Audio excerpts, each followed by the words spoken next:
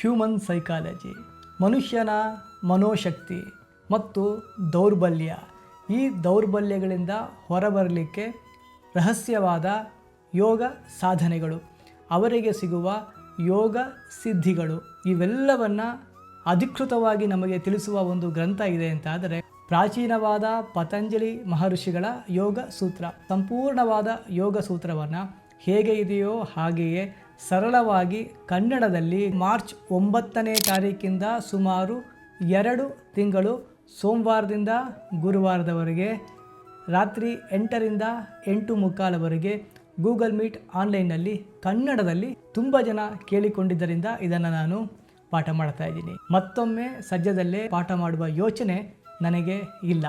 ಆದ್ದರಿಂದ ಆಸಕ್ತರು ತಕ್ಷಣ ಈ ದೂರವಾಣಿ ಸಂಖ್ಯೆಗೆ ವಾಟ್ಸಪ್ ಮಾಡಿ ನೀವು ಸೇರಿಕೊಳ್ಳಿ, ಇನ್ನೊಬ್ಬರಿಗೂ ಹಂಚಿಕೊಳ್ಳಿ. ಮೊದಲು ಬಂದವರಿಗೆ ಆದ್ಯತೆ.